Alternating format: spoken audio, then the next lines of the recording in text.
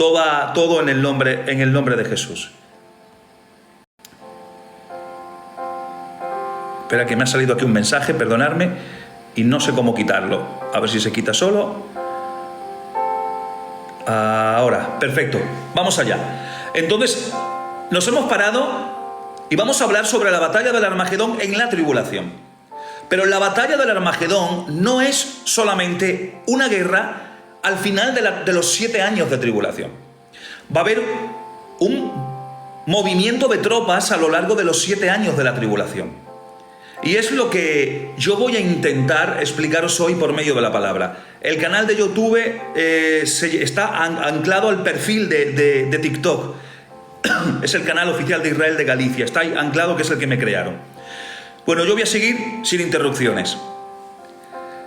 En estos 7 años de tribulación hay diferentes grupos político-militares. Hay diferentes esferas de naciones que se agrupan y que tienen hegemonía dentro de los 7 años de la tribulación. Voy a intentar ir despacio para que no perdáis el hilo, ¿vale? Eso sí, Adrián, echarme una mano los que estéis por ahí, porque si no, yo si me pongo a leer y a hablar, voy a perder el tiempo y no voy a poder explicar nada. Intentar escribiros vosotros y responder y me echéis una mano. O sea que dentro de los 7 años de tribulación van a aparecer diferentes grupos políticos militares. Vamos a hacer un resumen, os voy a dar un resumen, luego lo tengo escrito en la pizarra, más o menos para que os quede visualmente lo que estáis viendo. Vamos a hacer un resumen de los grupos políticos militares que va a haber y de las naciones, posibles naciones que están involucradas en el conflicto.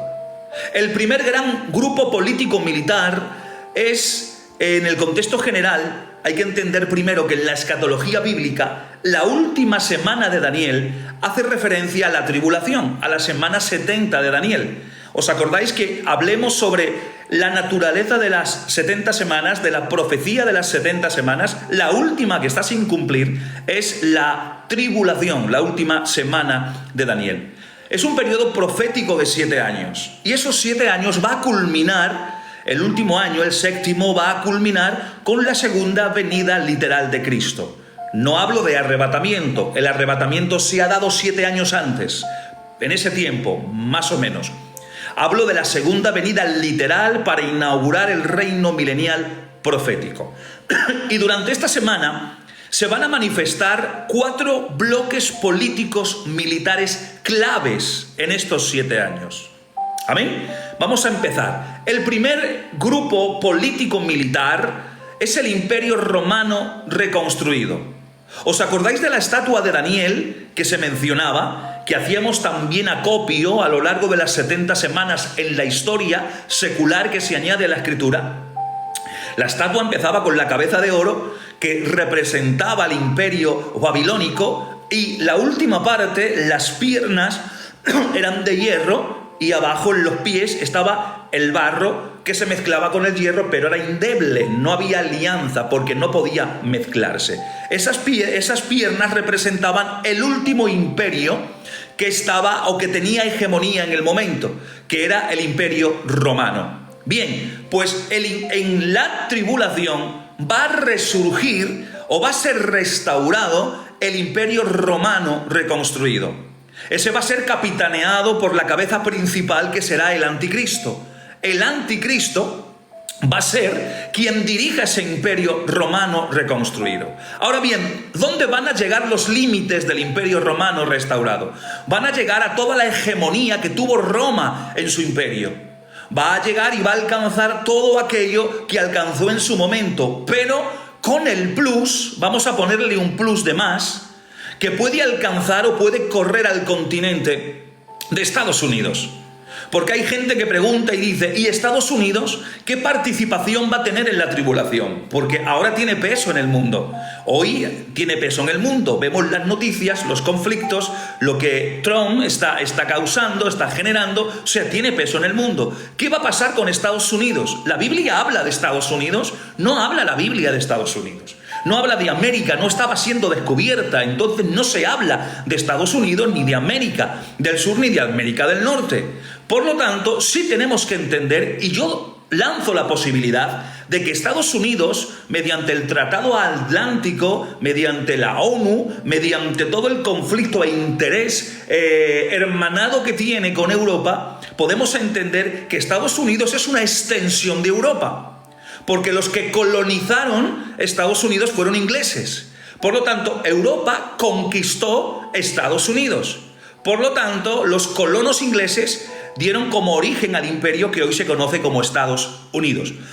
Por lo tanto, Estados Unidos es una extensión de Europa. Y viéndolo de este lado, entendemos que el Imperio Romano llegará hasta ese lugar. Que el poder del anticristo llegará o tendrá hermandad con el imperio de Estados Unidos. Por lo tanto, el Imperio Romano reconstruido es el primer imperio que va a ser capitaneado por el anticristo. Y está representado por los pies de hierro y el barro cocido, las piernas que aparecen en Daniel capítulo 2 de la estatua de Nabucodonosor. También se ven los 10 cuernos de la bestia en Daniel capítulo 7 y en Apocalipsis capítulo 13, que representa al anticristo y aparece de una composición con todas las bestias anteriores. Ahora bien, quiero explicar esto y quiero pararme aquí un momento. Quiero hablar de estas características, porque el hierro de las piernas que representan la estatua y representa el imperio romano reconstruido en tiempo tribulacionario, el hierro representa fuerza, que es el legado romano, que con fuerza conquistó prácticamente todo el mundo conocido del momento. Pero el barro representa la fragilidad, porque dentro del imperio romano había divisiones internas. Fíjense que las divisiones internas rompieron el imperio romano en dos, en el reino del occidente y en el reino del oriente, y están dibujados por las dos piernas. Ahora, el número 10 ha sido cuestión de debate a lo largo de la historia. ¿Por qué? Porque el número 10 no solo puede entenderse como 10 países. Cuando empezó a confeccionarse la Unión Europea, y eran 10 naciones al principio, ahora son más, ahí está el gobierno del anticristo, las 10 naciones. Ahora empezamos en la tribulación. No tiene que entenderse siempre en la primera de cambio.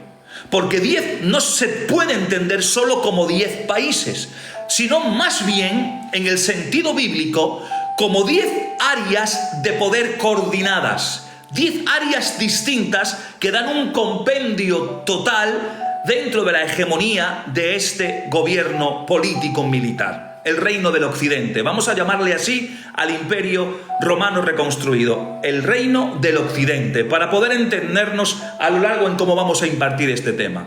O sea, que estos reyes no gobiernan en sí mismos, sino que entregan su autoridad a una sola figura mundial, y esta es el anticristo. El anticristo va a capitanear el imperio del occidente. ¿Y cómo lo hacen? Pues simplemente el anticristo va a controlar las áreas de poder. Y hay 3 áreas de poder que va a controlar el anticristo en tiempo tribulacionario en el imperio del occidente. El área religiosa, y eso lo hace mediante el falso profeta. Mediante el falso profeta tiene el control en ese gobierno del control religioso. Pero no solamente controla el poder religioso, sino también que tendrá el poder económico legal. Va a controlar el gobierno con la marca del 666 que estuvimos desarrollando el último tema hace unas cuantas semanas. Pero también va a tener un tercer poder, el imperio del occidente, que es el poder militar, porque se presenta como un líder invencible. Ahora yo quiero daros una reflexión teológica, porque el poder del anticristo no es autónomo, sino que opera con permiso divina, con permisión de Dios, para cumplir un propósito en sí redentor y judicial. Su imperio va a reflejar la imitación satánica del reino de Dios, en la permisión de Dios, evidentemente. Ahora, ese es el primer imperio.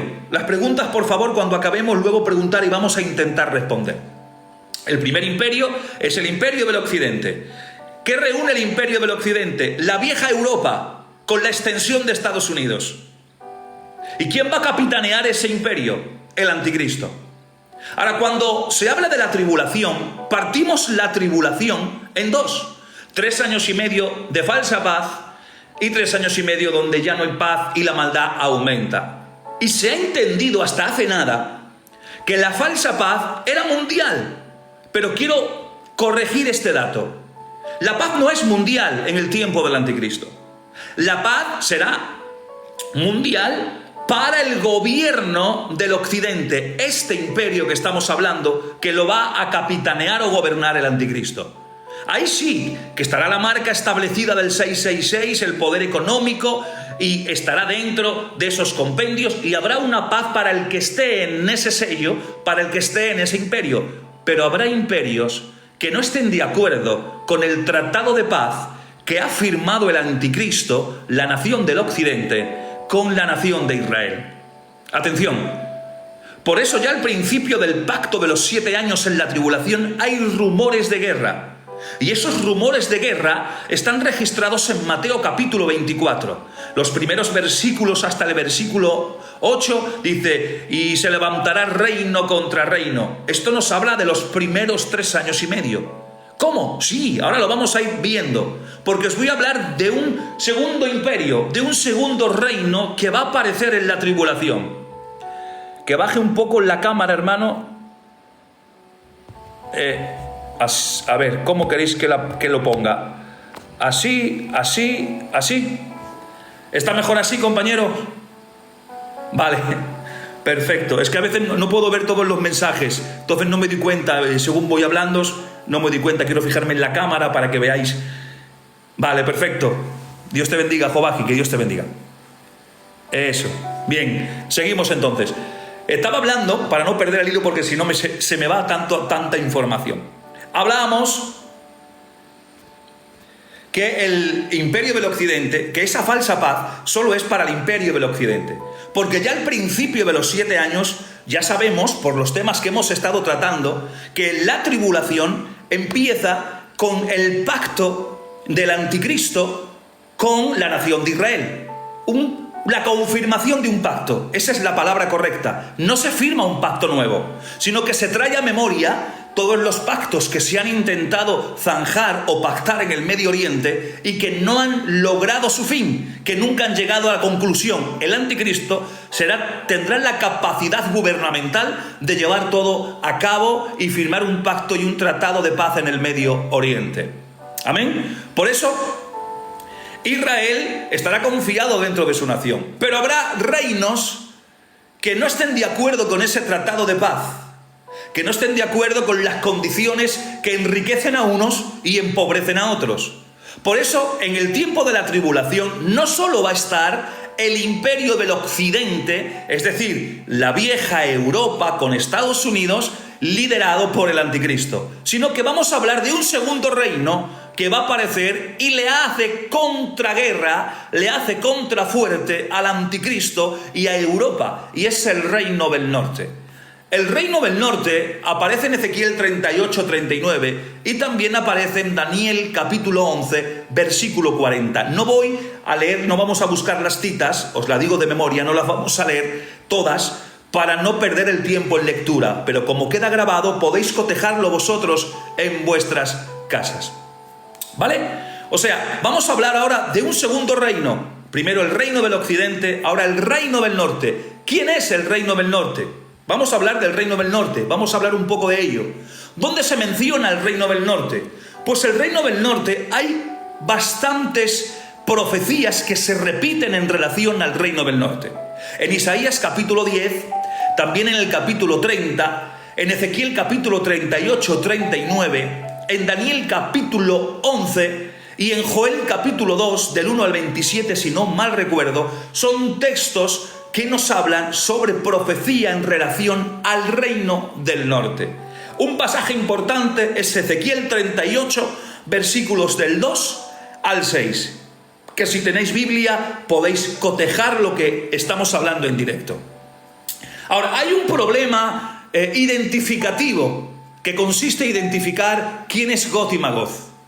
¿Por qué? Porque el reino del norte es el reino de Gog y Magog y de todos los pueblos que se unen a él. Dice Ezequiel 38:2, hijo de hombre, pon tu rostro hacia Goz, en la tierra de Magoz. O sea, Goz es el príncipe, Magoz es la tierra, príncipe supremo de Mesec, Tubal, y profetiza contra él, dice la Escritura. O sea, que el problema es interpretativo. Muchos interpretan Gog y Magog como una guerra diferente a lo que hoy estoy mencionando, lo sitúan en otro lugar escatológico, pero la Biblia nos enseña, si la ordenamos en su correcta interpretación hermenéutica, podemos entender que ya al inicio de la tribulación hay un movimiento de tropas del reino del norte que se alía con el reino del sur, que vamos a hablar después. ¿Para qué? Para hacer guerra y frente contra el anticristo y contra Europa en este caso. Vamos a intentar identificar o aproximarnos. Voy a jugar con posibilidades, ¿vale? Esto no quiere decir que dogmatice y que sea así. No, yo voy a jugar con posibilidades. Tampoco voy a decir nada que la Biblia no me dé pie para decirlo. Y voy a intentar interpretar desde lo más correcto posible, porque hablar de profecía y hablar de escatología hay que hacerlo hilvanando muy fino para no cometer errores. Amén. Gog es el nombre de un príncipe que la Biblia nos ha enseñado. Y se dice que gobierna sobre Mesec y sobre Tubal.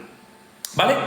Magog, Mesec y Tubal, si ustedes se acuerdan, en Génesis capítulo 10, versículo 2, fueron los hijos de Jafet. Ya en el Génesis. Dice Génesis 10:2, los hijos de Jafet, Gomer, Magog, Madai, Javán, Tubal, Mesec y Tiras. O sea, que Magog, Mesec y Tubal aparecen por primera vez en Génesis capítulo 10. Fueron los hijos de Jafet. Acuérdense, los hijos de Noé, Sem, Can y Jafet. De Jafet sale Magog, Mesec y Tubal. Solo hay que entender cuáles fueron las migraciones de ellos, conforme a la Escritura, para situar los territorios correctos a los que se asocia estos nombres. La tierra de Magog, por seguimiento de los hijos de Jafet, del hijo Magog, fue el Cáucaso y todos los limítrofes que tienen que ver con el Cáucaso. Si pudiéramos poner un mapa, no he podido hacerlo aquí en la pizarra, sí he puesto los grupos políticos para que luego los visualicéis. Ahora, hay una interpretación moderna, ya que ya parte desde hace muchos años, ¿vale? Y especialmente esta interpretación moderna fue en manos de teólogos americanos.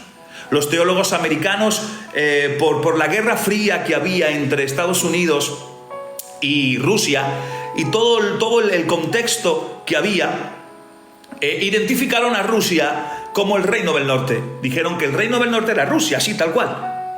Vale, no negamos que pueda ser Rusia o que su territorio entre dentro del Reino del Norte. Pero hay que entender que Rusia es un terreno muy extenso. Y hay un terreno que sí se asocia o puede asociarse al limítrofe al norte de Israel, por eso Reino del Norte, o por lo menos parte de su tierra. Pero también hay una parte de su tierra, atención ahora, atención a este dato, hay una parte de su tierra que es oriental, que está en el extremo oriental al norte. Por lo tanto, Rusia puede aparecer en dos momentos, conforme al territorio. Puede aparecer en este Reino del Norte, en parte de su territorio, en este primer movimiento, pero también en el segundo movimiento militar que vamos a estar hablando, que es con los reyes del Oriente, porque Rusia, mitad de su imperio, está en la parte del Oriente. Pero solo voy a dejar ese dato ahí y luego vamos a hilvanarlo un poquito más despacio. Ahora, estos teólogos americanos interpretaban esa interpretación moderna y decían que Rusia era el Reino del Norte por estar en ellas las tierras de Mesec y Tubal. Algunos han ido más allá y han llegado a identificar y a Tubal como la actual Toblos, que es la capital del Asia Central rusa. Y eso es lo que dicen teólogos americanos. Lo podemos dejar en el aire, son interpretaciones. Pero voy a ir un poquito más adelante y vamos a intentar desmenuzar un poco más la interpretación bíblica. El Reino del Norte aparece como enemigo de Israel, enemigo natural de Israel. Ahora bien, en la profecía se mencionan naciones que están relacionadas como aliadas del Reino del Norte, que no pueden identificarse sola y exclusivamente con Rusia, porque si no, más bien tendrían que identificarse con países norteños que están tradicionalmente al norte de Israel y que tradicionalmente han sido siempre sus enemigos, para poder llevar una interpretación más correcta de la Biblia. ¿Vale? Entonces, ¿puede entrar la parte norte de Rusia en el Reino del Norte? Posiblemente, porque hay extensión y hay países que se asocian. Pero no toda la extensión, no toda la competitividad, porque parte de su país o parte geográficamente de Rusia está en el lado del oriente también. Ahora atención, también dice en Ezequiel 38:15 que menciona a los aliados que están con el reino del norte, o mejor dicho, con el príncipe Gog, el de Meset y Tubal en tierra de Magog. Dice, y muchos pueblos contigo. Dice, y muchos pueblos contigo. Que Dios os bendiga a los que estáis entrando. Si no os respondo a todo lo que me escribís, es porque si no pierdo el hilo. Luego os respondo las preguntas.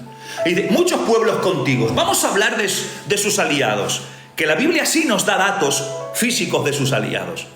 Van a estar conducidos por el rey del norte, Gog. En este caso identificamos a Gog como el príncipe o el político o el hombre que en este caso va a liderar este reino del norte. Atención, para los que estéis entrando tarde, que está en contra del reino del occidente, el cual lidera el anticristo, que ya hemos desarrollado. O sea, vemos ya dos imperios en la tribulación.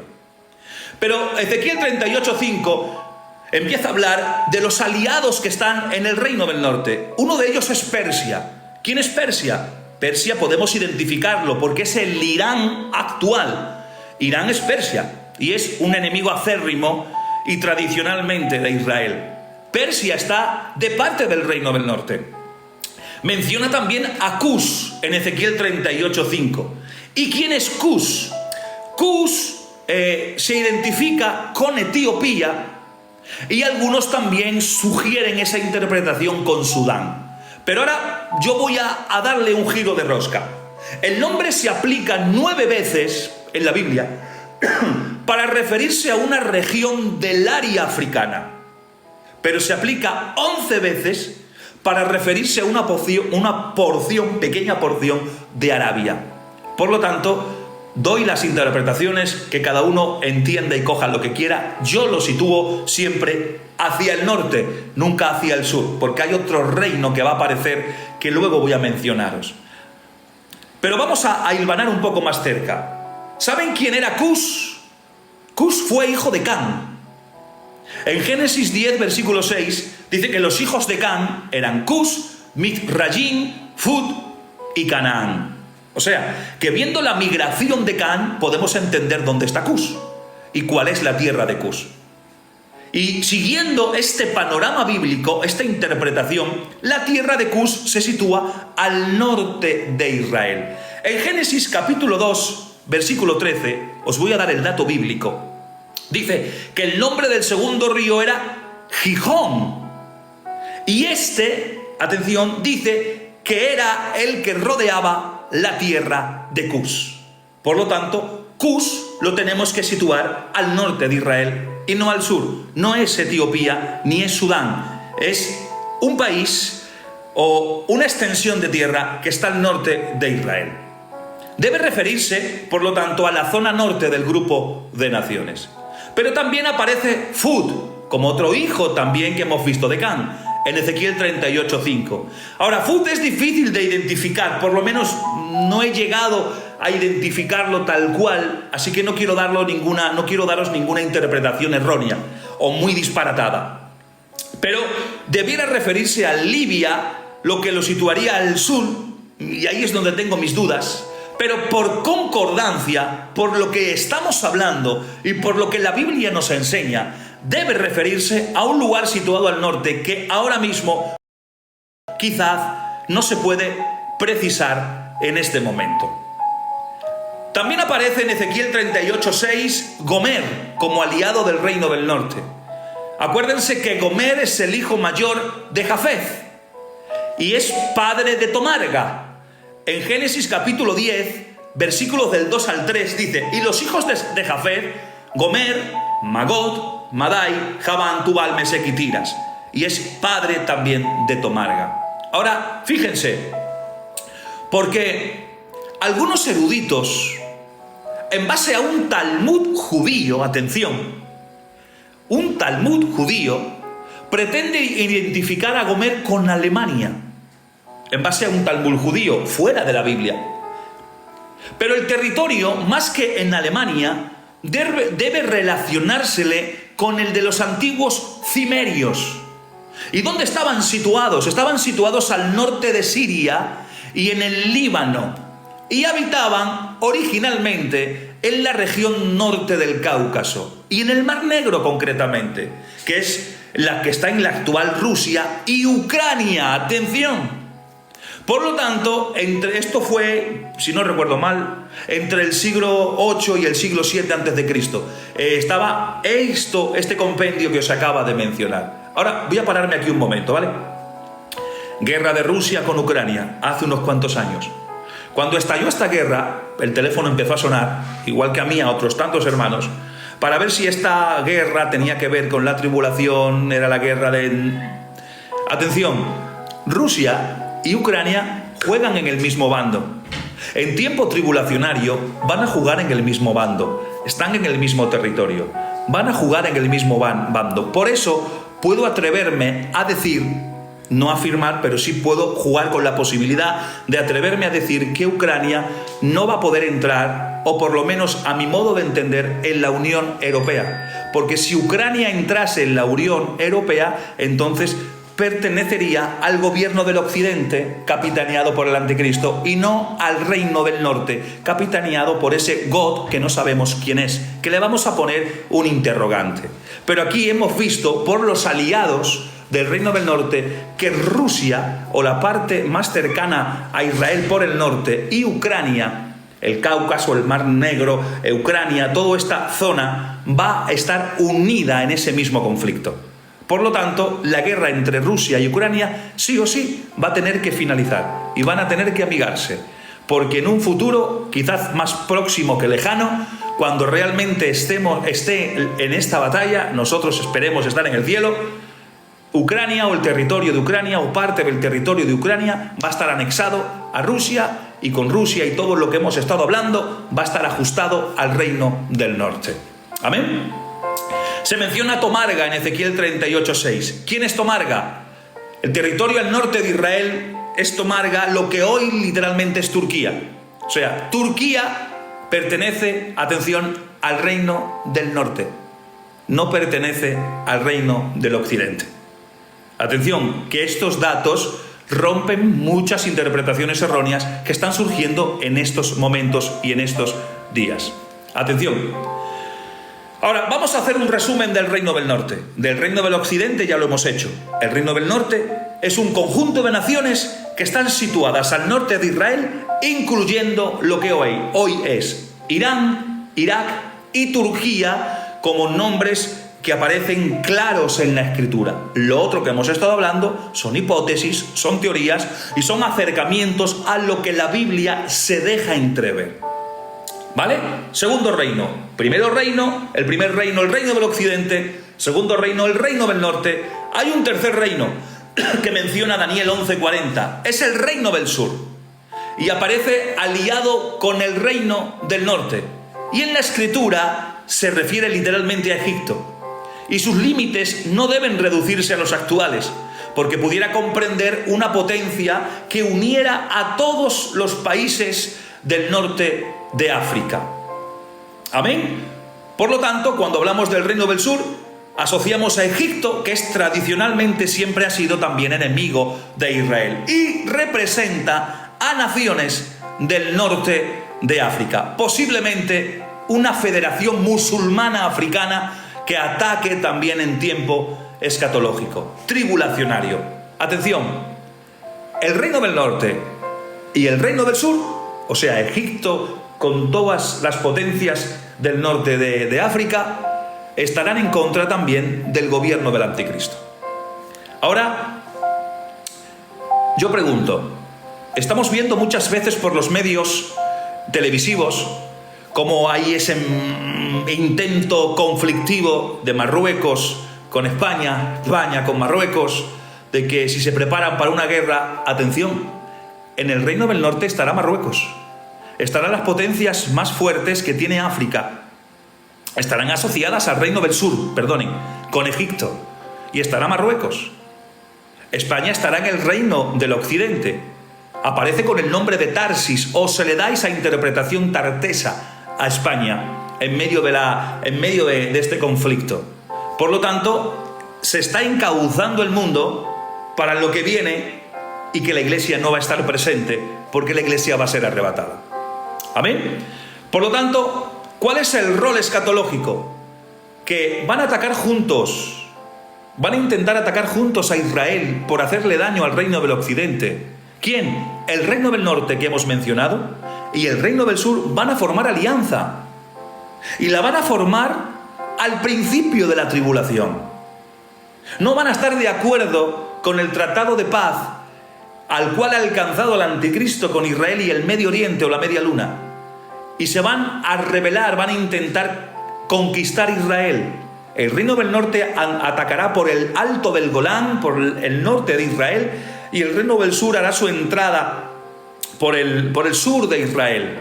Eso va a ser el movimiento en los primeros 3 años y medio de la tribulación. Por eso Mateo 24 dice, y hará rumores de guerra, y se levantará nación contra nación. ¿Cómo es posible? Sí, en los primeros 3 años y medio. Por eso Mateo 24 es exclusivo para Israel en tiempo tribulacionario. No se aplica a la Iglesia, porque la Iglesia ya ha sido arrebatada. ¿Amén? Por eso hay una reflexión que yo quiero darlos, porque este reino muestra cómo los conflictos geopolíticos hoy actuales pueden tener una raíz espiritual, una raíz profética, que se revele plenamente en los tiempos del fin. Hasta ahora, hasta aquí, no sé si se me está entendiendo, se está entendiendo lo que hemos estado intentando desmenuzar. Reino del Occidente, la antigua Europa con Estados Unidos, Reino del Norte, Gog, entra el norte de Rusia, cerca de Israel, Irak, Irán, Turquía, el Cáucaso. Tercero, el reino del sur, Egipto y todas las potencias africanas fuertes del momento. Pero atención, también va a haber un cuarto reino, que aquí se le llama los reyes del Oriente. En Apocalipsis 16:12, cuando se derrama, el sexto ángel derrama la sexta copa sobre el río Éufrates, se seca. Y es una frontera natural que se va a secar para que los reyes del Oriente... Y aquí podemos ya darle a la imaginación las grandes potencias que hoy hay en conflicto. China, vemos a China, vemos a la India, vemos a Pakistán, podemos ver también a Japón, podemos ver a Corea, y también las antiguas ciudades que entraban en la Unión Soviética. Urkimistán, todos estos que terminan en tan, todas estas naciones que están más allá del Éufrates. Todas estas pueden ser los reyes del Oriente. Pero atención, cuando vienen, también vienen para luchar contra el anticristo. Por eso la falsa paz en los 3 años y medio primeros no existe. Es una falsa paz para los que están dentro del gobierno del anticristo, es decir, del imperio del occidente. No para el resto de naciones que no están de acuerdo. Tendrán su propia moneda, tendrán su propio criterio, tendrán su propia economía. Por lo tanto, todos vienen a luchar. Y ahora lo vamos a ir desarrollando en unos minutos. Pero ¿quiénes son? Como he dicho, todos los que están más allá del Éufrates, incluida la mitad de Rusia, la Rusia oriental. Rusia tiene 2 fundamentales momentos estratégicos dentro de la tribulación. La primera como el reino del norte y la segunda parte como los reyes del oriente. ¿Cuáles son las señales? Que el río Éufrates se seca para dar permiso al ejército hacia la vida. Por lo tanto, participan en un conflicto final posiblemente como retadores del poder del anticristo, pero luego se unen para luchar contra la señal en los aires, que es Cristo. Y ahí sí, esa última batalla, juntamente con los reyes del Oriente, será la culminación de la tribulación en los 7 años. Estos reyes representan el desafío final humano contra Dios, antes de la intervención gloriosa de Cristo. No hay unidad ideológica en ese momento. No se van a unir en un mismo ideal. Todos van a tener ideas diferentes. Todos van a adorar a diferentes dioses. Pero va a haber una convergencia circunstancial que va a ser motivada por el odio a Dios. Y todo eso será ya al final de la tribulación. Y como no, habrá un pequeño país llamado Israel que estará en el centro del conflicto del reino del occidente, del reino del sur, del reino del norte y de los reyes del oriente. ¿Cuándo? ¿Por qué? Por el pacto que el anticristo ha hecho con la nación de Israel. Y esa confirmación del pacto va a traer una paz aparente. Prácticamente tendrán la religiosidad permitida, tendrán el conflicto del templo establecido. Nadie puede violar el territorio, porque cualquiera que viole el territorio de Israel estará atacando literalmente al reino del occidente, y ese es el movimiento específico que Satanás va a hacer por medio de todo este conflicto. Por eso llegamos a la guerra del Armagedón. Hay diferentes batallas hasta llegar hasta la última que culmina, que es la batalla del Armagedón. Pero vamos a ver cuál es el planteamiento escatológico. ¿Cuál es la definición? Después que hemos hablado de los grupos políticos militares, reino del occidente, reino del norte, reino del sur, reino del oriente e Israel en el medio. Ahora vamos a ver cómo se va a mover todo esto. Vamos a mover las fichas para poder entenderlo todo en el nombre de Jesús. Primero, la batalla del Armagedón no es una única batalla puntual, sino que es una campaña militar que va progresivamente en aumento y que se extiende a lo largo, en su mayoría, de la segunda mitad de la semana. Pero antes de nada vamos a intentar llegar a este elemento donde involucra a 4 bloques de poder: norte, sur, oriente y occidente. El anticristo, como líder del bloque occidental, que es el Imperio Romano reconstruido, va a firmar un pacto con Israel. En ese pacto con Israel hay un compendio de seguridad, de religiosidad, y hay unos criterios que nadie puede violar. Nadie puede entrar en territorio en conflicto con Israel, porque estará declarando la guerra al imperio del anticristo, al imperio romano restaurado, al bloque occidental. Por lo tanto, la guerra es tanto física como espiritual. No es solo un conflicto entre naciones, sino que es una rebelión organizada contra Dios. ¿Cuál es la situación de Israel antes de este conflicto? Pues este pacto, este acuerdo de paz, donde Israel morará en sus anchas, morará con tranquilidad y le va a garantizar protección militar, libertad religiosa, soberanía territorial. Todo esto lo va a tener Israel en la tribulación con el pacto del anticristo, que Isaías nos dice que es el pacto que ha hecho con la misma muerte. E Israel pues no lo sabe en ese momento específico. ¿Cuál es la dimensión? Representa esa alianza con la muerte, como Isaías 28:18 nos dice. Simboliza, este pacto es la simbolización o la imitación del pacto que Dios hace con Abraham, dándole la tierra por heredad para siempre. ¿Cuál es el comienzo de la guerra? El comienzo de la guerra, en Daniel 11:40 y Ezequiel 38:4, como hemos dicho, es la invasión del reino del norte y del reino del sur, que forman alianza para atacar a Israel.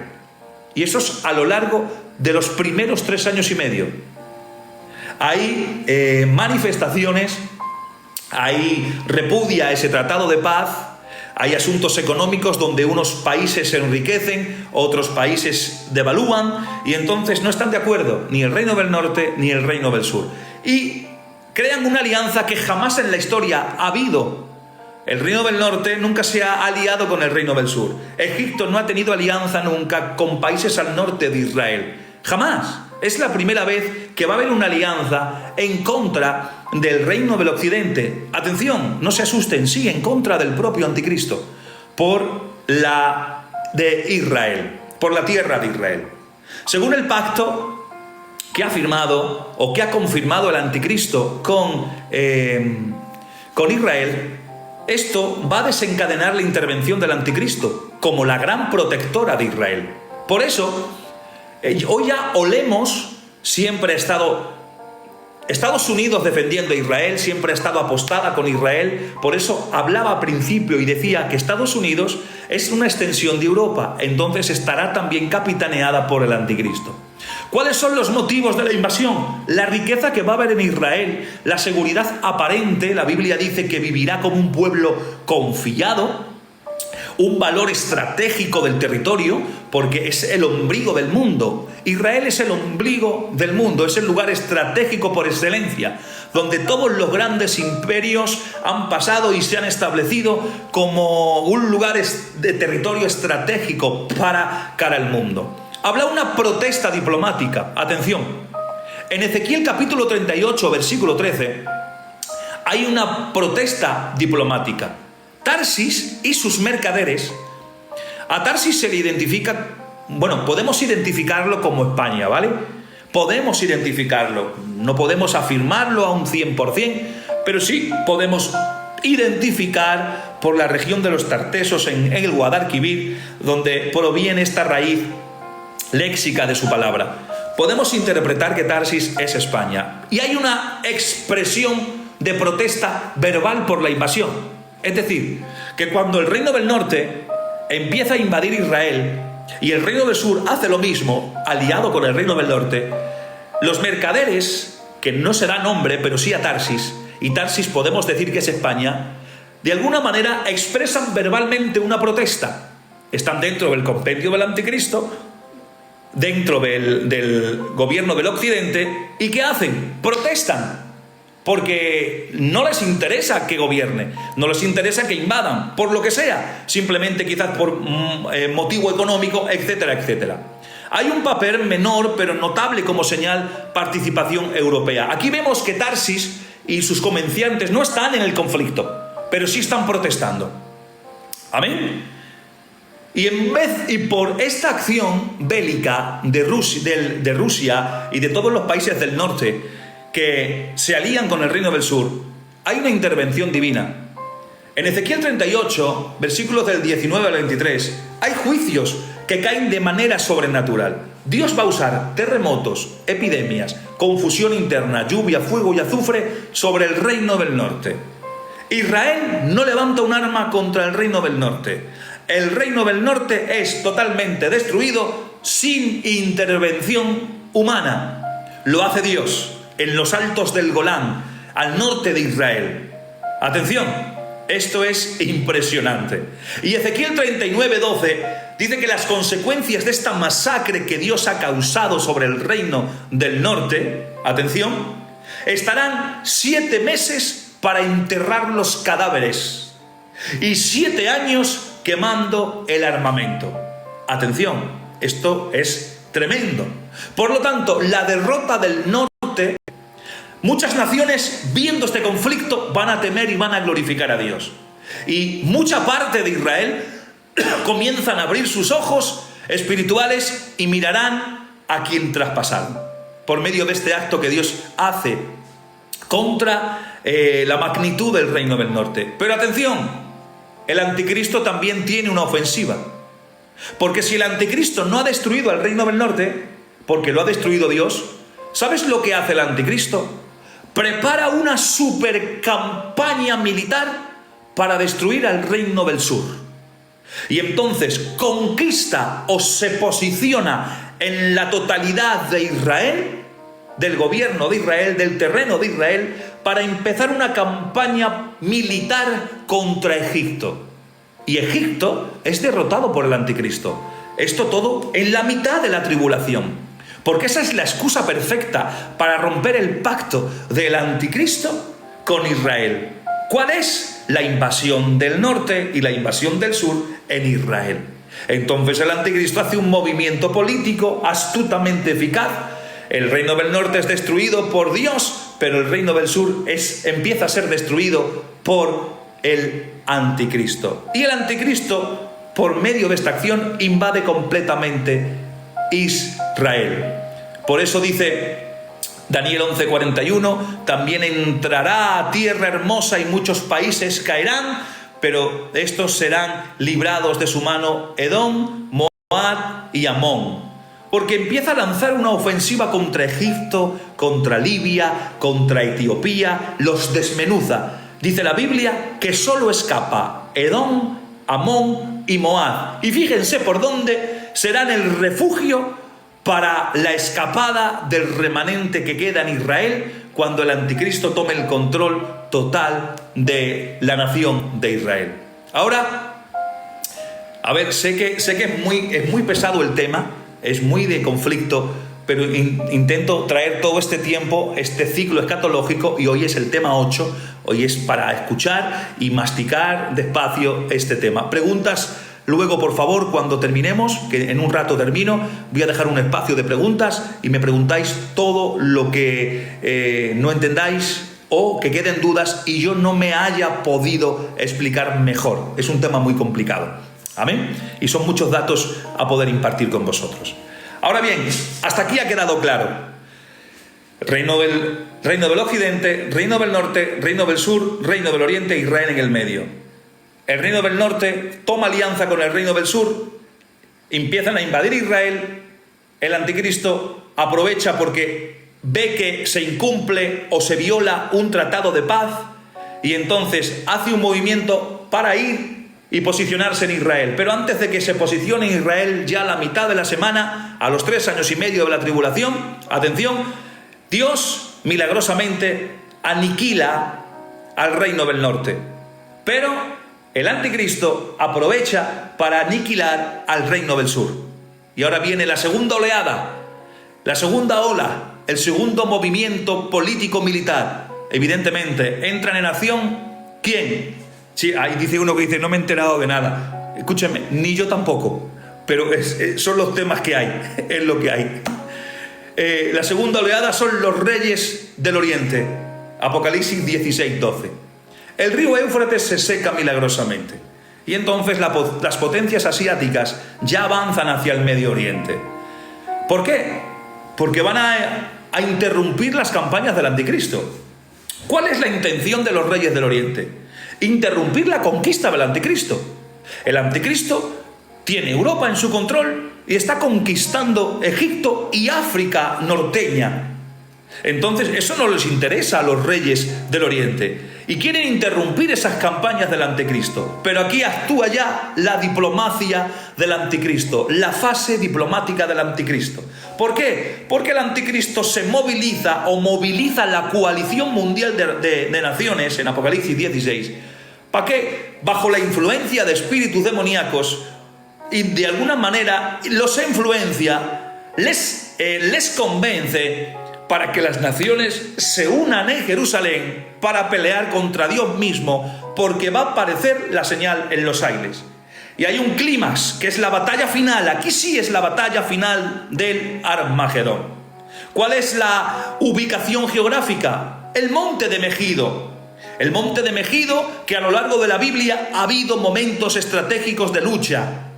Es un monte que aproximadamente tiene una extensión, más que un monte es un valle, que aproximadamente tiene una extensión de 250 kilómetros y está en la Palestina central, en Israel central. Y aquí vamos a ver la coalición de naciones bajo el anticristo, Apocalipsis 19:19, y vemos a Jesucristo y su ejército celestial. ¿Cuál es el desarrollo del combate? Que el Señor va a intervenir personalmente, con voz de mando, va a intervenir con una espada aguda que sale de su boca, va a destruir con el resplandor de su venida. Dice segunda de Tesalonicenses 2:8, entonces será revelado ese impío a quien el Señor matará con el espíritu de su boca y destruirá con el resplandor de su venida. Esto ya en tiempo final de la tribulación. Él desciende, Apocalipsis 19. El ejército que viene con él viene con ropas blancas. Somos nosotros, la iglesia, que venimos detrás de él. Nuestras ropas están blancas porque nosotros no entramos en conflicto. Él va delante y dice que él tiene sus túnicas vestidas manchadas de sangre, pero no es la sangre de Él. Él ya la derramó en la cruz del Calvario. Es la sangre de sus enemigos, porque la Biblia dice que ha pisado el lagar del furor, de la ira de Dios. Y Él desciende abriéndose paso y rompiendo las esferas de los aires donde residen los demonios, para luego luchar en lo físico y confundir a los ejércitos que se han reunido bajo el liderazgo del anticristo y del falso profeta para luchar contra el Cristo, el Señor, el Rey de Reyes y Señor de Señores. Ese retorno literal y glorioso de donde Cristo desciende al monte de los olivos. Y una vez que termina la batalla, establece el reino mesiánico. Pero ahí voy a dar puntos suspensivos, porque lo vamos a dejar para la semana que viene, para la siguiente, que hablaremos primero de los 75 días de transición, cuando acabe la tribulación y antes de que inicie el milenio. Atención, habrán asuntos importantes que trataremos dentro de 2 semanas. Pero ahora voy a darle la vuelta a la cámara, a ver si me deja, a ver cómo era esto. No me acuerdo cómo era esto, cómo se podía dar vuelta a la cámara. Sí, aquí está. Para que veáis lo que hemos estado hablando en resumen. Voy a coger para explicaros aquí. Como vemos, aquí veis grupos políticos militares. El primero que hemos estado hablando ha sido el reino del occidente, que es la vieja Europa, más, pongo entre comillas, pongo entre paréntesis, más Estados Unidos, forman el grupo o el reino del occidente, capitaneado por el anticristo. ¿Vale? En la tribulación estará el reino segundo como el reino del norte, que es Gog, en tierra de Magog, más vemos Irán, Irak y Turquía. Y los nombres que hemos estado dando como posibilidades. Pero no los afirmamos, porque no vamos a decir tampoco lo que la Biblia no diga. Tercero, tenemos el reino del sur, que es Egipto, más los aliados al norte de Egipto. Luego tenemos, cuarto, los reyes del oriente. Y como aquí veis, el reino del norte y el reino del sur forman una alianza en contra del reino del occidente, del anticristo. No están de acuerdo con el tratado de paz. No están de acuerdo. Ahora, fijaros aquí la línea del tiempo. Esto es la tribulación, que son 7 años. Estos son 3 años y medio. Y estos son 3 años y medio. La tribulación empieza con la firma del pacto entre el reino del occidente, el anticristo, y Israel. Déjeme colocar esto que me parece aquí ahora. Bien, la rotura del pacto es a los 3 años y medio, en la mitad, y luego la batalla final, que es la que hemos mencionado, Apocalipsis capítulo 19. Vale, ¿cuáles son los movimientos que hemos estado hablando? Para que os quede ya claro, ya visualmente hablando. Pues que al principio, con este tratado de paz, el reino del oriente, el reino del norte y el reino del sur no están de acuerdo por motivos económicos, políticos, territoriales, y ya al principio de la tribulación, aquí, hay un desacuerdo.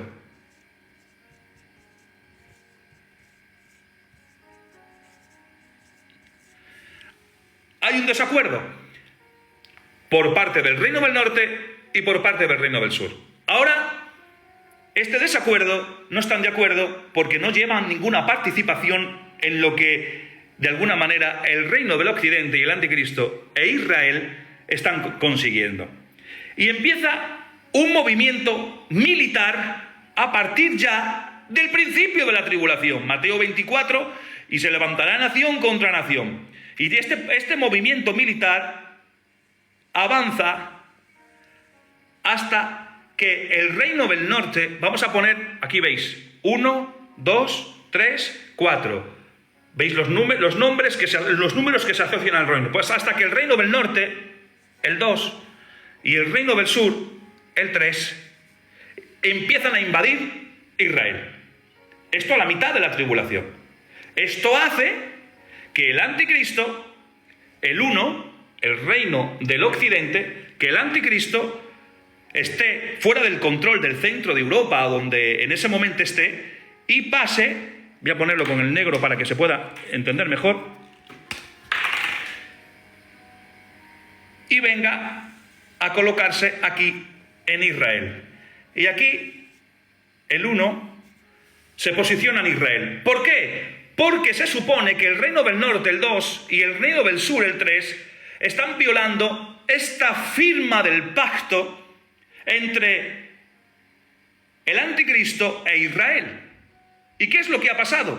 Que uno de los condicionantes es que cualquiera que entre o viole o ataque a Israel está atacando al reino del occidente. Esa es la excusa perfecta. Ahora, el reino del norte, el 2, es aniquilado por Dios. Pero el reino del sur es aniquilado por el anticristo, por el reino del occidente, el número 1 que hemos puesto ahí. Y empieza su conquista en todo el territorio africano, pero el 4 viene, este es el Éufrates, viene para intentar frenar el avance del anticristo. Pero actúa diplomáticamente correcto, los envuelve, los convence para juntos luchar al final de los 7 años, en la batalla final, en el Armagedón, contra Apocalipsis 19, que es la señal en los aires. Y este es el esquema que hemos estado intentando explicar en esta noche. Voy a darle la vuelta a la cámara. Amén. Bueno, y hasta aquí era el tema. No quiero tampoco daros más información porque yo creo que romperíamos la capacidad neuronal. Amén.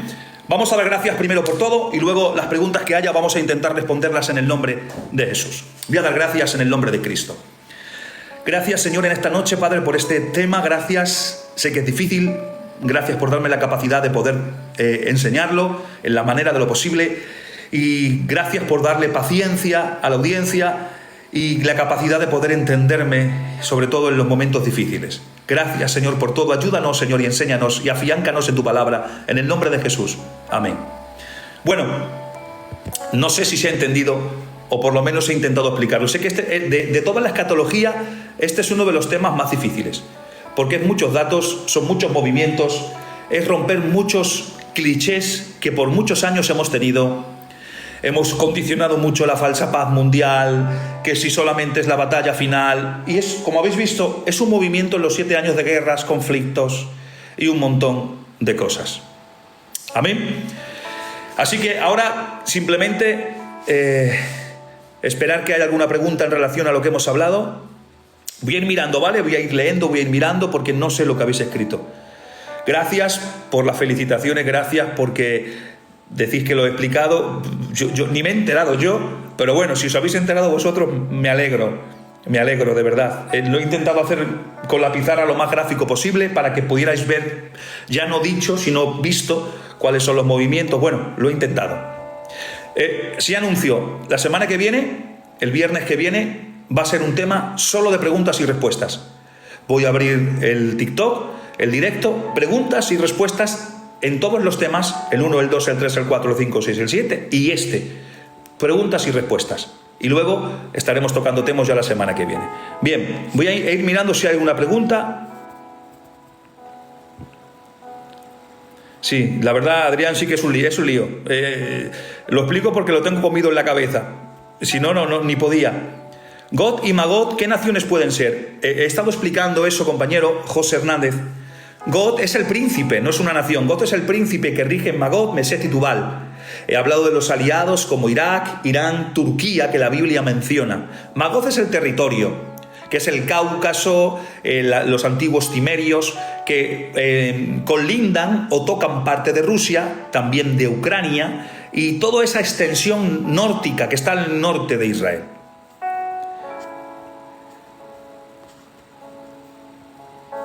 Bien, ¿tienes libro del tema hecho? Sí, tengo el libro escatológico, pero bueno, ya lo publicaremos, falta poquito para publicarlo, estoy esperando algunas confirmaciones. ¿Cuándo viene el ejército del río Éufrates? ¿Es el Armagedón? Sí, cuando ya vienen, como os he enseñado gráficamente, cuando vienen a desafiar, dice la Biblia, que dice que y él envía espíritus como ranas que van a los reyes del mundo para reunirlos para la batalla. Ese es el texto donde lanza una diplomática el anticristo, porque se ve desafiado también por el imperio del occidente, por los reyes del occidente, y estos son fuertes. Entonces él retrocede, deja de conquistar África y retrocede para ir al centro de Jerusalén y ahí convencerlos, de alguna manera influenciarlos para luchar con diferentes ideologías, diferentes pensamientos, diferentes costumbres, pero sí se unen por el odio contra Dios. Y es el final, ahí sí que es ya la batalla final del Armagedón. Bien, no sé si hay alguna pregunta más. Tengo un tiempico para responder. Hermano, ¿dónde se pueden ver los programas anteriores?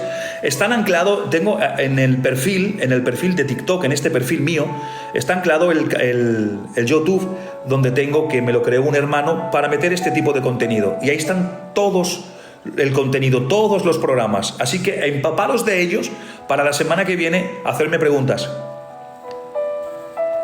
Hermano, ¿eres consciente que el libro de Apocalipsis no es cronológico? No, claro. No es cronológico.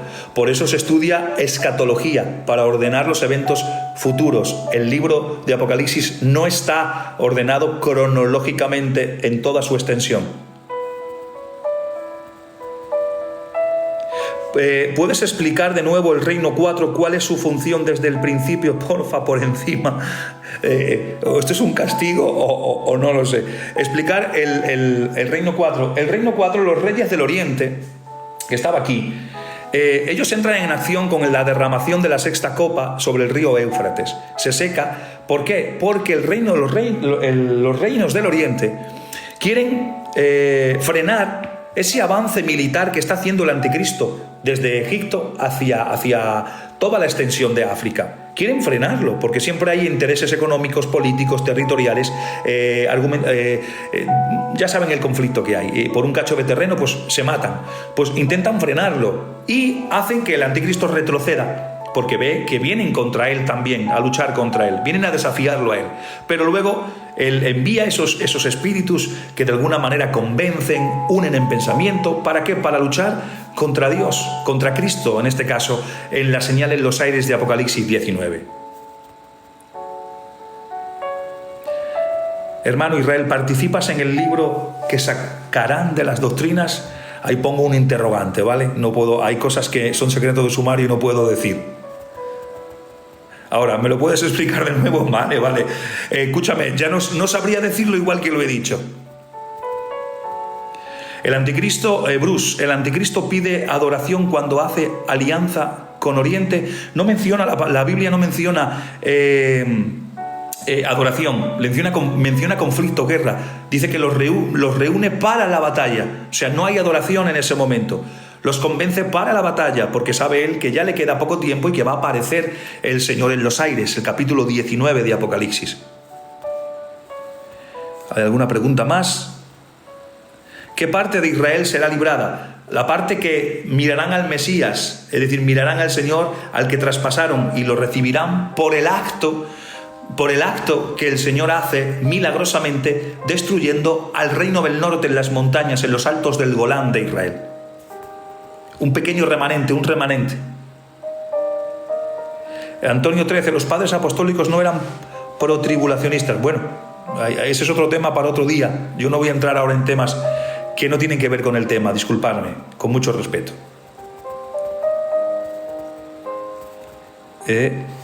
No sé si hay alguna pregunta más.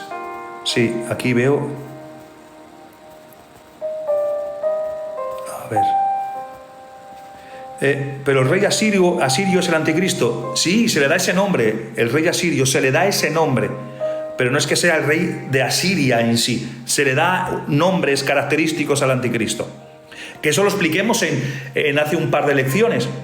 Hablemos el origen, la nacionalidad del anticristo. Ver los programas, por favor, así os empapáis y no os perdéis nada cuando hablamos alguna cosa que quizás decís, ¿de dónde ha sacado esto? Viene de atrás.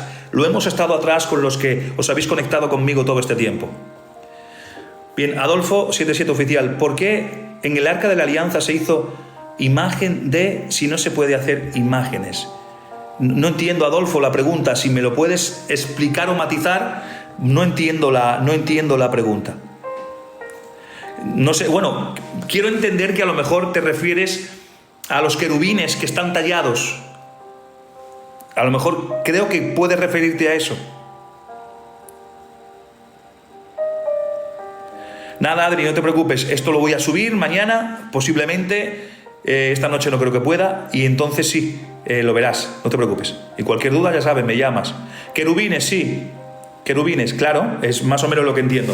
Sí, están tallados, pero no es una imagen para adoración, están tallados porque representan una cosa. Los querubines y los serafines tienen representación, tienen funciones que Dios asocia. Esto es otro tema, es angiología, pero bueno, por darte un poquito la respuesta. Y representan los querubines y los serafines. Los serafines son los custodios de la adoración. Custodian la adoración o criban la adoración. Necesariamente Dios les ha dado esa capacidad. Por eso están alrededor del trono. Los serafines o los querubines, los serafines custodian la adoración, los querubines custodian la santidad o criban la santidad. Por eso nada que no sea de carácter santo no puede entrar al trono. Hay un filtro y el Señor lo establece así, de esa manera. Ahora, los querubines están mirando hacia abajo porque ven la santidad que representan los elementos que están dentro del arca. Representan tipología de Cristo. Los tres elementos que hay en el arca, las tablas, la vara y el pequeño maná, representan actitudes de Cristo, que en otro momento, en otro ciclo de estudio, hablaremos de cristología y hablaremos de estas cosas, de la tipología en Cristo. Y esos tres elementos representaban actitudes de Cristo, ejemplos de Cristo, funciones de Cristo. Y estaban continuamente mirando. Y miraban que esas funciones acusaban, no había santidad en el pueblo y había pecado para el pueblo. Entonces estaban mirando hacia lo que había, miraban hacia Cristo, que representaban los elementos. Y cuando se echaba la sangre en el propiciatorio, ellos ya no veían los elementos que sentenciaban por la justicia innata que representaban en Cristo, que sentenciaban y condenaban a la humanidad. Ellos veían simbólicamente, como miraban así, se le ponía la sangre en el propiciatorio, veían la sangre que era propicio, por eso es propiciatorio, de propiación, de propicio. Miraban la sangre y entonces de alguna manera entendían que por la sangre del sacrificio la santidad no era acechada, la santidad no era quebrantada. Entonces, de alguna manera, podía uno tener acceso durante ese año, en ese tiempo, dentro del tiempo del tabernáculo en el desierto. Después del Armagedón, ¿qué pasará? Después del Armagedón viene la lección que vamos a dar, la lección número 9, que vamos a dar esta semana que viene, no, la siguiente, que son 75 días que Daniel extiende de la tribulación, pero que ya no son de la tribulación. Son 75 días donde va a haber, os doy un breve resumen, donde va a haber resurrecciones, donde va a haber juicios y donde va a haber un encarcelamiento. Y luego, después de esos 75 días, entra el reino milenial de Cristo. Pero esos 75 días los vamos a desarrollar en la lección número 9. En esta semana que viene no, porque va a ser solo de preguntas y respuestas. En la que viene. Bien, a ver, que no se me vayan las preguntas, porque si no, no veo.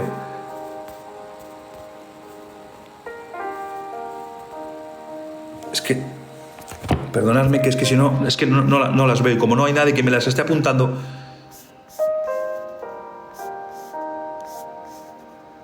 A ver, y después del Armagedón, ¿qué pasará? Lo que he dicho sobre el tema que has explicado, qué parte es simbólica y qué parte es literal. Sobre el tema de de la batalla del Armagedón, evidentemente, lo que es en conflicto y batalla se entiende que es literal, hay guerras, hay batallas, eso es literal. Aquí hay parte simbólica en grado mínimo, porque es algo que es literal, son batallas, conflictos, guerras, y eso es literal. Hay otras partes de Apocalipsis, otras partes escatológicas donde hay simbolismo y se aplica, y lo hemos estado explicando. Bien, ¿crees que el anticristo saldrá de Europa? Bien, no te voy a responder a esta pregunta, sí te voy a invitar a que veas el vídeo, el capítulo o el tema en relación al anticristo, porque ahí te explico la nacionalidad, el gobierno, de dónde surge, la Biblia, qué círculo más cercado hace para entender de dónde sale. Eso está bien explicado y creo que es interesante de alguna manera entenderlo. ¿Cuándo se dará cuenta Israel de quién es el anticristo? En la mitad de la tribulación. Primero, una parte ya, un remanente, se va a dar cuenta cuando el Señor aniquile milagrosamente al reino del norte en las montañas de Israel, en los altos del Golán. Y luego la otra parte se va a dar cuenta con el movimiento que hace el anticristo para posicionarse, romper e intentar buscar la adoración para sí, en términos generalizados, de Israel. Y ahí claro que se darán cuenta. Y hay un remanente que huirá a las zonas que no ha destruido cuando ha destruido el anticristo Egipto, que he mencionado antes. Santi Ramos. El último medio año de la tribulación es cuando empiezan las copas. Bien, no me da. ¿Ves? Esto es una pregunta para que vayamos a la pizarra. Vamos a la pizarra. Mirad. Buena pregunta, compañero. Os explico. Aquí veis la línea que hemos hecho antes, la firma de paz, los 7 años, vale. Los 7 sellos, mira, voy a borrar esto para que podamos verlo mejor. Voy a borrar esto. Esto sí es interesante. Bien. Esto es la firma del pacto, principio de la tribulación, 3 años y medio, rotura del pacto, 3 años y medio, batalla final del Armagedón, final de los 7 años. Vale, esta es la línea de la tribulación. Los 7 sellos se derraman en los primeros 3 años y medio. 1, 2, 3, 4, 5, 6, 7.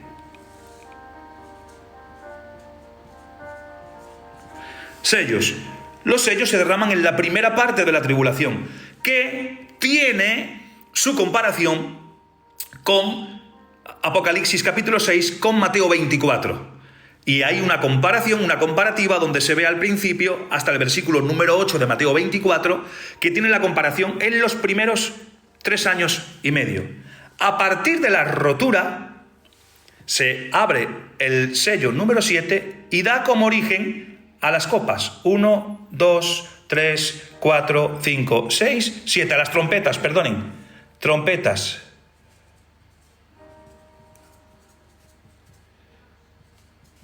Las trompetas que aparecen en la primera mitad de la segunda parte de la tribulación. Y ya de una manera rápida y casi seguidas aparecen las copas con la última trompeta. 1, 2, 3, 4, 5, 6 y 7. Y aparecen las copas. Y eso sería el desarrollo. 7 sellos, primeros 3 años y medio, hasta la mitad se rompe, suenan las trompetas y de seguido, rápidamente, como una detrás de otra, aparecen las copas para que dé la capacidad a la batalla final.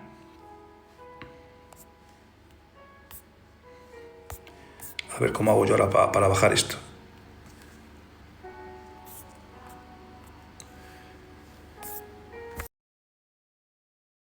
Vale, perdonadme porque se me ha puesto esto aquí y no sé cómo deslizar hacia la izquierda. Ahora.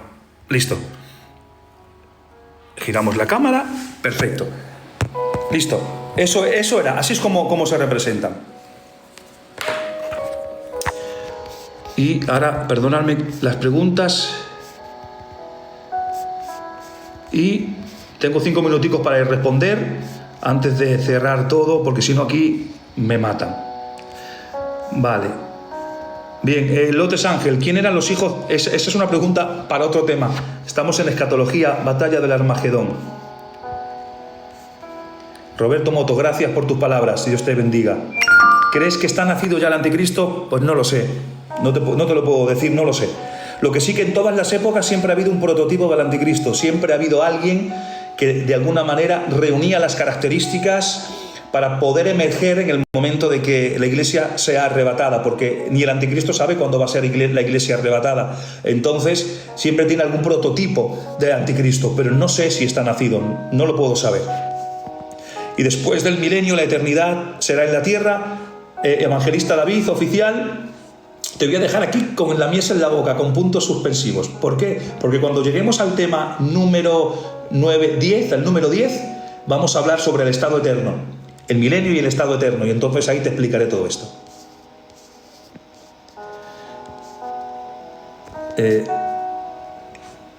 Adolfo dice, gracias. Otra cosa, ¿qué opinas de los que dicen que Jesús fue hombre y no Dios? Bueno, pues eso es una herejía, compañeros. Es una herejía. Decir eso es una herejía. Hay que tener mucho cuidado con lo que se dice a veces, porque sin darnos cuenta a veces decimos herejías que han sido condenadas por la Iglesia durante todo el tiempo conocido. Pero hablaremos, cuando terminemos el ciclo escatológico, tengo en mente dos, lo pondré a votaciones a la audiencia.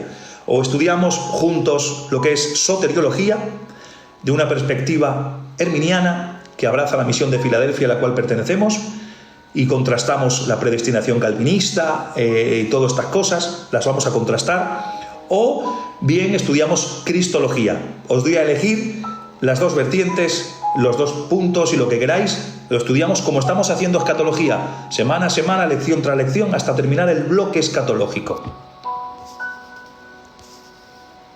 Algo relacionado con el nuevo Papa de color. Bueno, ahí podemos dar muchas suposiciones, pero la Biblia, como la Biblia no nos deja ver eso claro, podemos jugar con interpretaciones, pero nunca ajustarnos a la Biblia. Nada, Bruce, no te preocupes. Es que si hay alguna que me quedo en el tintero, es que no veo todas. Estoy corriendo, pero se me puede. La película es... pon el título que tú quieras, compañero.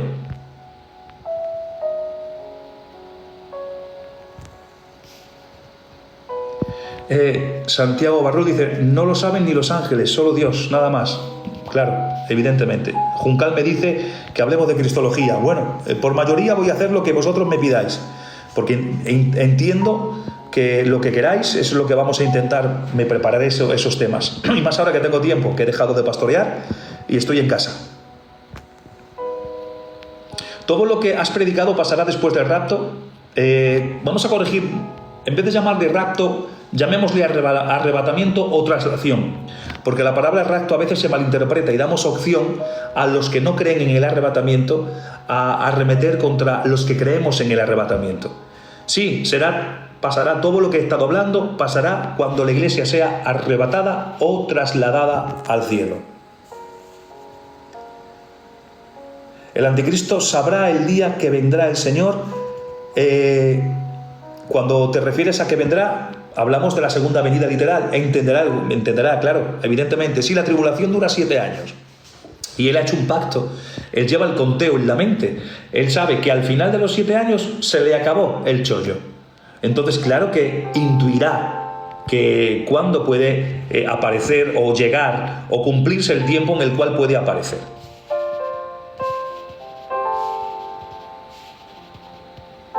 La parábola en Mateo 25, las vírgenes, ¿es también escatológica? Sí. La parábola de las vírgenes siempre se nos ha enseñado por error o por ignorancia, no porque nadie lo haya hecho adrede. Hay que entenderlo, ¿vale? Siempre hablábamos de que era el arrebatamiento, las 5 prudentes la iglesia, las 5 insensatas parte de la iglesia que no es arrebatada. No. Esta parábola es exclusiva de Israel, se refiere a Israel en el juicio de las naciones, en el juicio de Israel, que tiene que ver en los 75 días de transición que vamos a hablar dentro de 2 semanas. Escatología quiere decir, la palabra escatología, escatos es lo último, ogía es el estudio de los eventos finales, el estudio de los últimos tiempos. Por eso la escatología es la rama que estudia todas, o coge o reúne todas las profecías que apuntan a tiempo futuro, que no se han cumplido, y las reúne bajo esta rama. ¿Dónde se puede ver lo del anticristo? En las lecciones anteriores, en el canal que tengo asociado al perfil de YouTube, y ahí lo podéis ver. No recuerdo qué tema es exactamente, pero están todos ahí. Abel dice, vale, bueno, vale, será porque este tema se me da bien. Dios te bendiga. Vale, bien, son las 12, no hay más preguntas. O a ver, ¿dónde se ven las clases dadas? Se ven, como he dicho, en el canal de YouTube, que está asociado a mi perfil. Pincháis, entráis y ahí veis todas las clases pasadas. ¿La iglesia pasará la tribulación? No, no la pasará. Y lo especifiquemos, pero muy bien, con pizarra. Hemos usado palabras en original griego, las hemos analizado, me valgo de esa herramienta de interpretación por conocimiento y entonces la uso. Hemos hecho mucha pizarra, hemos puesto muchas palabras, las hemos analizado y hemos dado mucha base bíblica de que la iglesia no pasa la tribulación. Sería bueno que la vieseis para poder defender lo que creemos. Otra vez, gitanos en directo sin trabajar. No, hermano, mañana trabajamos, por eso digo que voy a cortar, porque mañana hay que trabajar. Y es domingo. A lo mejor otros los domingos no trabajan. Y los gitanicos pues los domingos trabajamos.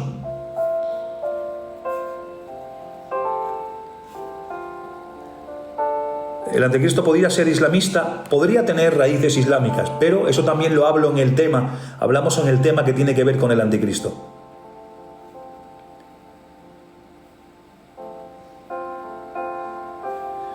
Bueno, compañeros, voy a dejarlo aquí, ya creo que es horita.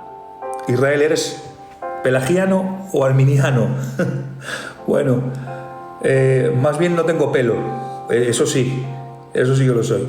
Pero somos arminianos clásicos wesleyanos, porque es lo que abraza nuestra misión y es lo que creemos. Amén, que Dios os bendiga.